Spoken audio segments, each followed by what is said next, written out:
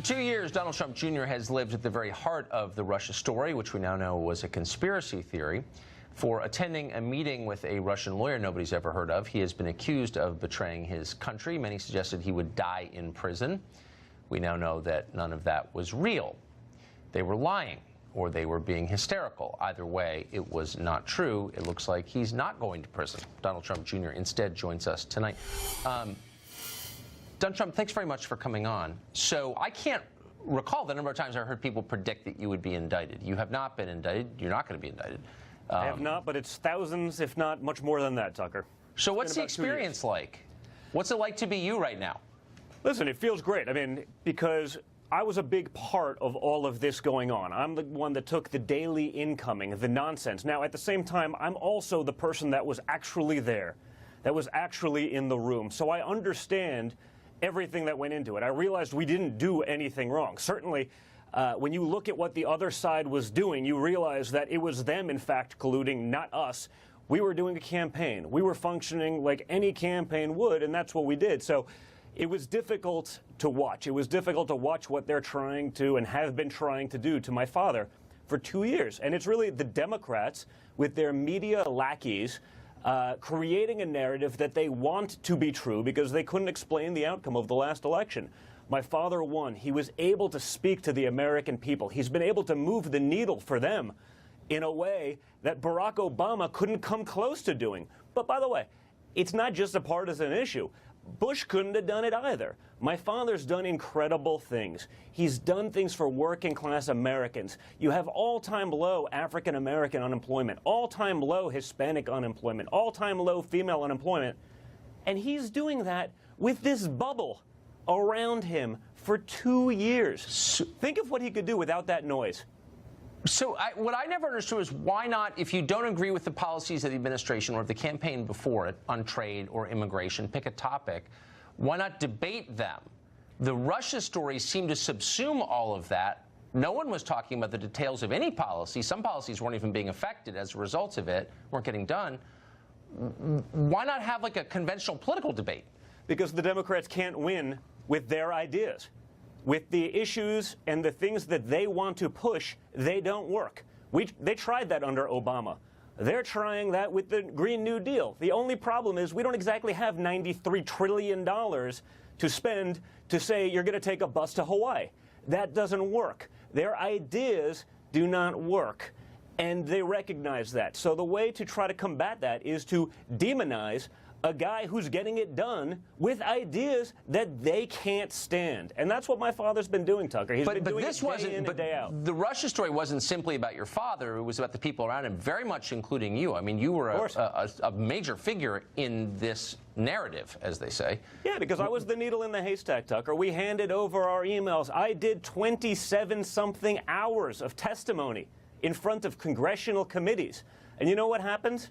You go in the meeting. At the end of 7-hour testimony, guys, do you have any more questions? Ask them. Go look at the records. Do you have any more questions? No, we have none. Guys like Da Nang, Dick Blumenthal go outside on the steps of Congress 30 seconds later, hold a press conference saying, there are many questions that were not answered. It's nonsense, Tucker. It's all a game. And you got the leader of the tinfoil hat brigade, Adam Schiff, out there every day talking about the evidence of collusion that he's seen. He's flagrantly lying to the American people. He's doing it every day on national television. He's gotten more airtime, amazingly enough, than Michael Avenatti, but they're about of the same level of credibility, and there's no accountability for that, Tucker, because when you're on that side and you have the media carrying your water for you, you can say whatever you want. When you're on our side, even when you're right, even when you're proven so, there's a level of culpability. There are repercussions for being a conservative that you don't face if you're on the other side. So what have those repercussions been like for you? I mean, how is that, since there are millions of people who believe that you are a Russian agent or abetting other Russian agents, the most serious charge you could level against anybody betraying your country, how has that affected? I mean, what's it like when you go to the grocery store? Well, listen, in New York City, it's a little bit different than the rest of the country, obviously. You know, the reality is this. I'm a patriot true and true. I love this country. I love everything that it stands for. And the difference between me, amazingly enough, as the son of a billionaire from New York City, is that unlike the Democrats, I actually spend a lot of time in Middle America, whether it be my hobbies in the outdoors or shooting and fishing. I know those people. Guess how many of them have even asked about Russia? Zero, because they know that it's nonsense. And this is the media's classic move.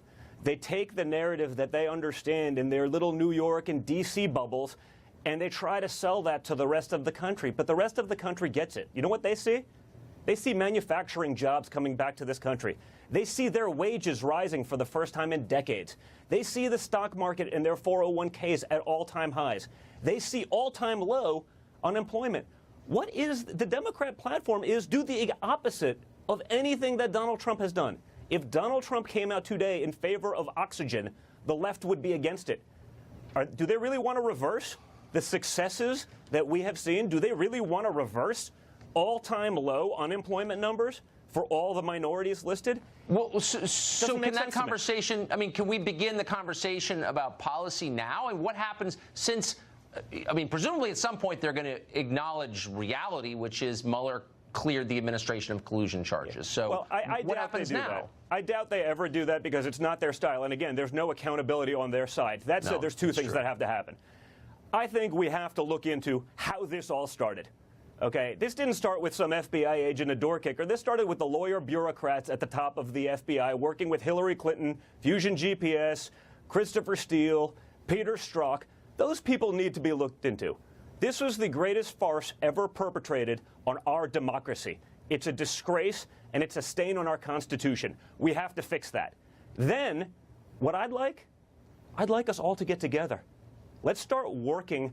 How about we pass some bills for infrastructure? Why don't the Democrats get together with the Republicans and my father and actually start doing and continuing the amazing things that my father has been doing for the American people? That's what I'd like to see. Yeah. I'd like to see that kind of unity. I'd like to see the Democrats focusing on what's good for the American people, not just screaming on TV, trying to perpetuate a hoax and a myth that they themselves have created.